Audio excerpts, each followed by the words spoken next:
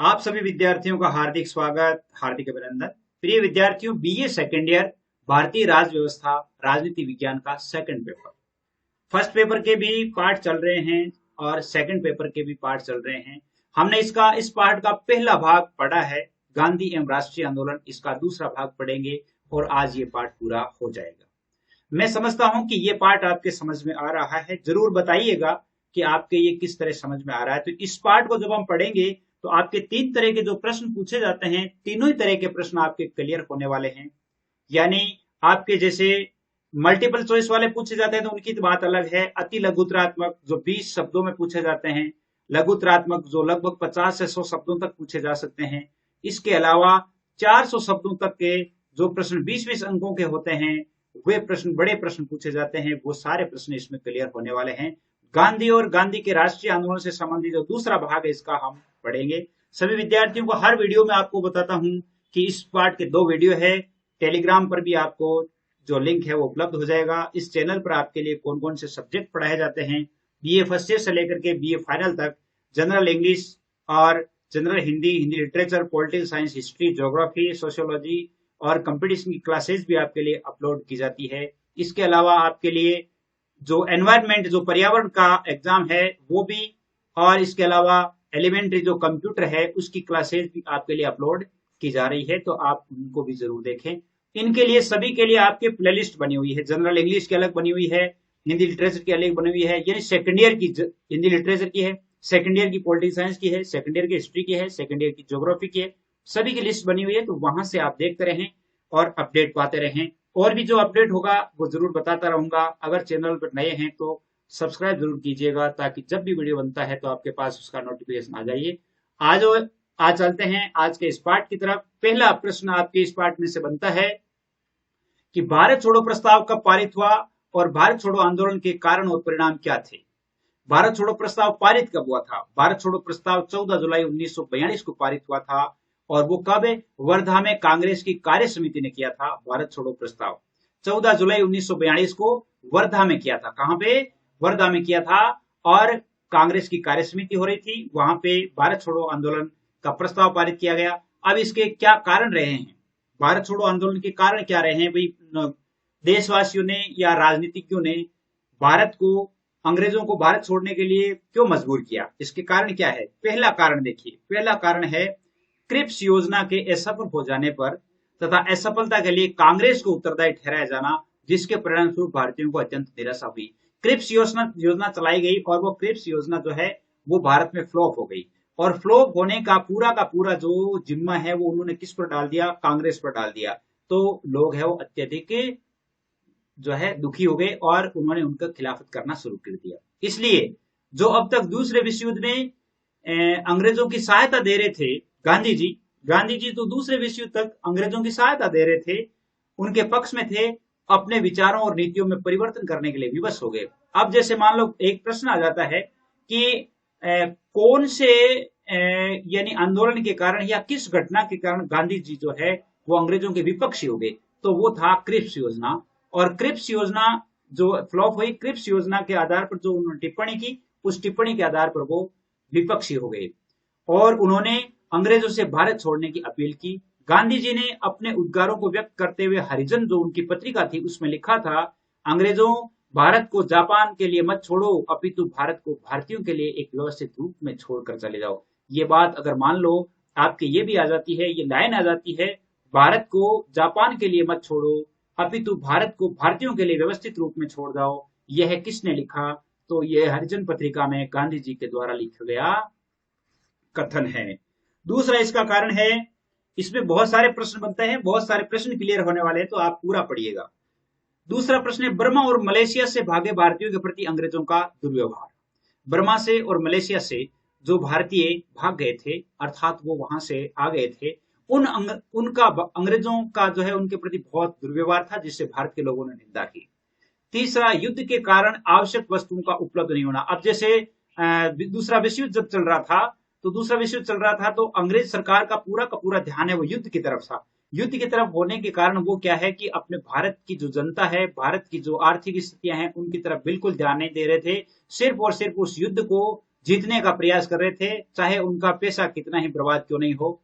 इसलिए यहाँ के जो निवासी है वो उनसे खफा हो गए और मूल्यों में असाधारण वृद्धि और पूर्वी बंगाल और भय और आतंक का शासन, ये भी एक कारण था भारत छोड़ो आंदोलन का। भारत छोड़ो आंदोलन का एक मूल्यों में असाधारण वृद्धि हो गई, मतलब कोई भी चीज है वो यानी दुगुना चौगुना 10-10 गुना मूल्य उनका लिया जाने लग गया था और बंगाल में एक आतंकवादी शासन जो कायम किया गया, जिसकी वजह से भी भारत छोड़ो आंदोलन जो है वो पारित करना पड़ा। अगर चैनल अच्छा लगे तो सब्सक्राइब जरूर कीजिएगा। दूसरा है आंदोलन का प्रारंभ। दूसरा आंदोलन का प्रारंभ कब हुआ? 14 जुलाई 1942 ईस्वी को वर्धा में कांग्रेस की कार्य समिति ने भारत छोड़ो का प्रस्ताव पारित किया। यह हम पहले ही जान चुके हैं। इस कार्य समिति में कांग्रेस के सभी प्रमुख नेताओं ने भाग लिया और कांग्रेस की अखिल भारतीय समिति ने 7 अगस्त 1942 को, देखिए 14 जुलाई को तो इन्होंने क्या किया है, भारत छोड़ो प्रस्ताव लिखा है। फिर 7 अगस्त 1942 को एक बंबई में और बैठक हुई। इसमें कुछ संशोधन के साथ कांग्रेस कार्य समिति ने प्रस्ताव को 8 अगस्त को पारित कर दिया। अब 14 जुलाई को प्रस्ताव रखा गया और 8 अगस्त 1942 को क्या हुआ, प्रस्ताव पारित हो गया। अगर पारित की डेट पूछी जाती है तो 8 अगस्त 1942 हो जाती है। अब 8 अगस्त 1942 को पारित किया गया। पारित क्यों किया गया, ऐसा प्रश्न आ जाता है। अगर छोटा प्रश्न आ जाता है कि भारत छोड़ो प्रस्ताव पारित क्यों किया गया, अगर प्रश्न आ गया तब हम क्या लिखेंगे कि इस प्रस्ताव में यह कहा गया था कि भारत में ब्रिटिश शासन का तुरंत अंत होना चाहिए। यह भारत तथा मित्र देशों की सफलता के लिए आवश्यक है। इस शासन के जारी रहने से भारत का निरंतर पतन हो रहा है और देश अपनी रक्षा के लिए कमजोर होता जा रहा है। यह प्रस्ताव पारित करने का ये कारण था। क्यों पारित किया गया था, इसका कारण ये था, यानी भारत में और भारत के जो मित्र देश हैं उनके लिए, उनकी सफलता के लिए, उन देशों की सफलता के लिए जरूरी था। अगर भारत में ये शासन रहा तो भारत का पतन हो जाएगा, भारत अपनी सुरक्षा करने में कमजोर हो जाएगा। फांसीवाद के विरुद्ध सफलता पुराने उद्देश्यों व नीतियों व उपायों से चिपके रहने से नहीं हो सकती। ये फांसीवादी जो ताकतें हैं, इनका जो मुकाबला है वो हम पुरानी पद्धति से नहीं कर सकते। भारत की स्वतंत्रता से ही ब्रिटेन और मित्र राष्ट्रों को आंका जा सकता है। स्वतंत्र भारत इस सफलता को अवश्य प्राप्त कर सकेगा क्योंकि यह अपने सभी साधनों को स्वतंत्रता के लिए तथा फांसीवाद, नाजीवाद और साम्राज्यवाद के आक्रमणों के विरुद्ध लगा देगा। यानी जब फांसीवाद, नाजीवाद और साम्राज्यवाद, इनके विरुद्ध जब सारे संसाधन जब भारत झोंक देगा तो भारत को निश्चित रूप से सफलता प्राप्त हो जाएगी। पराधीन भारत ब्रिटिश साम्राज्य का चिन्ह बना हुआ था। अतः अखिल भारतीय कांग्रेस समिति अत्यधिक जोरदार शब्दों में अंग्रेजों को भारत से हट जाने की मांग दोहराती है। भारत छोड़ो अत्यधिक जो जोरदार शब्दों में मांग दोहराती है तथा इसे मानने के लिए ब्रिटेन और मित्र राष्ट्रों से पुनः अपील करती है। इस मांग के स्वीकार नहीं किए जाने पर समिति विवश होकर के अत्यधिक व्यापक पैमाने पर गांधी के नेतृत्व में एक अहिंसात्मक संघर्ष चलाने की आज्ञा प्रदान करती है। जब जैसे पहले क्या किया उन्होंने, बार बार उनसे अनुनय विनय की कि अब तुम ये जो भारत है वो भारतीयों को सौंप दो और भारत पर जो है शासन है स्वायत्त शासन करने दो, अर्थात स्वयं के भारतीयों का शासन करने दो। लेकिन अंग्रेज माने नहीं। तब उन्होंने क्या किया कि एक जो समिति थी, कांग्रेस की जो समिति थी, विवश होकर के और गांधी जी के नेतृत्व में कहा कि एक अहिंसात्मक संघर्ष चलाया जाए और यह भारतीयों से अपील करती है कि इस आंदोलन का आधार अहिंसा हो, प्रत्येक व्यक्ति अपना मार्गदर्शन करे। यानी अहिंसात्मक होना चाहिए, ऐसा नहीं कि हिंसात्मक हो, उनको मारना, कूटना, रक्तपात करना, ऐसा इस आंदोलन में एक भी पॉइंट नहीं था। गांधी जी ने आंदोलन प्रारंभ करने से पूर्व अपने उद्देश्य और मांगों की सूचना पत्र द्वारा वायसराय को दे दी। वायसराय से कहा गया कि भाई हम आंदोलन चलाएंगे क्योंकि तुम इस देश से हट नहीं रहे हो, और स्वयं भी वायसराय से मिलने का प्रयास किया। स्वयं भी ये चाहा कि भाई हमें वायसराय के साथ बात करूं, वार्ता करूं।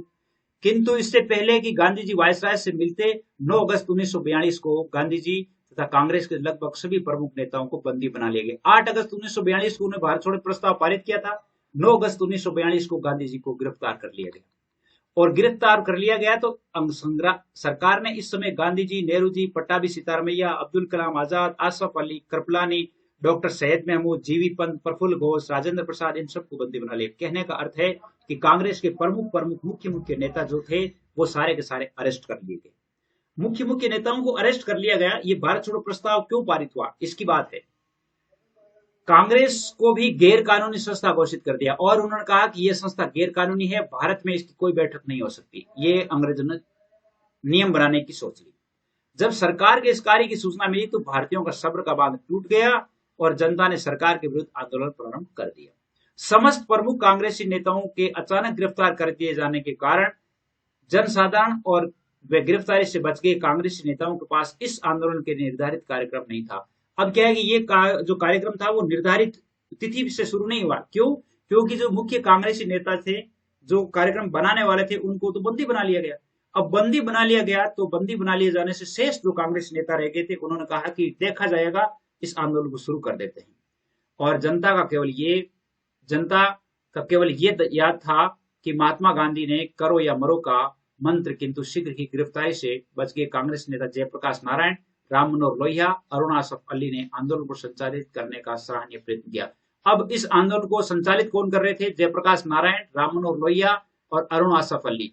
भारत छोड़ो आंदोलन जब प्रस्ताव पारित किया गया 8 अगस्त 1942 को, 9 अगस्त 1942 को गांधी जी और अन्य नेताओं को पकड़ लिया गया। उसमें केवल ये 3-4 नेता रहे थे और इन 3-4 नेताओं ने इस आंदोलन का सफलतापूर्वक संचालन किया था। अगर मान लो आपके प्रश्न आ जाता है इस पाठ में से कि भारत छोड़ो आंदोलन के दौरान प्रकाशित पुस्तिका में 12 सूत्री कार्यक्रम क्या था, यानी 12 सूत्री कार्यक्रम था। संपूर्ण देश में हड़ताल करने, सार्वजनिक सभाएं करने, नमक बनाने, लगान नहीं देने और भी भारत में शांतिपूर्वक वार्ताएं करने, शासन को स्वायत्त शासन लागू करने, इससे संबंधित इस प्रकार के 12 विषयों से संबंधित एक पत्रिका निकाली गई थी और उस पत्रिका को 12 सूत्री कार्यक्रम पत्रिका कहा जाता है। सरकार दमन के पश्चात भी संपूर्ण देश में जगह जगह हड़तालें भी हुई, प्रदर्शन भी हुए, जुलूस भी निकाले गए और 11 अगस्त 1942 को बंबई में पुलिस ने जनता पर गोलियां चलाई, जिससे अनेक लोग मारे गए। 11 अगस्त 1942 को कहां पे? मुंबई में जनता पर गोलियां चलाई, जिससे बहुत सारे लोग मारे गए। अतः आंदोलन हिंसात्मक स्वरूप धारण करने लगा। जनता ने अंग्रेजों भारत छोड़ो के नारे लगाते हुए सरकारी इमारत है, नगर निगम के भवन है, डाकखाने है, रेलवे स्टेशन है, इन पर आक्रमण कर दिए और आग लगाने का प्रयत्न भी किया। जेलों को तोड़ दिया गया। उत्तर प्रदेश, बिहार और मद्रास के कुछ स्थानों पर अस्थायी सरकार की भी स्थापना कर ली गई। भारत छोड़ो आंदोलन के दौरान क्या हुआ था कि 11 अगस्त 1942 को जब ये जैसे सभा चल रही थी, सभा पर जैसे मान लो उन्होंने जो आक्रमण किया था तो उससे जनता भड़क गई और जगह जगह अंग्रेजों भारत छोड़ो के नारे लगाए गए और जैसे कोई रेलवे स्टेशन है, डाकखाना है, निगम है, सरकारी इमारतें हैं, उनको तोड़ने का प्रयास किया गया। जेलें तोड़ दी गई और 3 ऐसे स्टेट थे, उत्तर प्रदेश, बिहार और मद्रास, यहाँ पर अस्थायी सरकारें भी बनाई गई भारतीयों के द्वारा। सरकार ने आंदोलनकारियों पर और अधिक अत्याचार किए तो आंदोलनकारियों की ओर से जगह जगह बमों का प्रयोग भी किया गया। जैसे आंदोलनकारियों को दबाने के लिए वो क्या करते थे, यानी उनको पीटना, जेलों में बंद करना, फांसियां देना, पीटना, इस प्रकार का काम किया तो जनता और ज्यादा भड़क गई और उन्होंने जगह जगह बम भी डालने शुरू कर दिए। सितंबर 1942 से फरवरी 1943 तक ये आंदोलन हिंसात्मक रूप से सारे भारत में चलता रहा। सितंबर 1942 से लेकर के 1943 तक ये चला। यद्यपि इसकी तीव्रता उत्तर प्रदेश, मध्य प्रांत और महाराष्ट्र में अन्य स्थानों की अपेक्षा कहीं अधिक थी। समस्त अत्याचारों को सहन करते हुए यह आंदोलन चलता रहा। भारत छोड़ो आंदोलन की ही बात है। अगर भारत छोड़ो आंदोलन के बारे में इस प्रकार का प्रश्न आ जाता है कि भारत छोड़ो आंदोलन के दौरान सरकार का क्या रवैया रहा, सरकार ने क्या किया, तो एक अखबार निकलता था, प्रोप्राइटर अंबा प्रसाद ने, द इंडियन रिवोल्ट ऑफ 1942 अखबार है।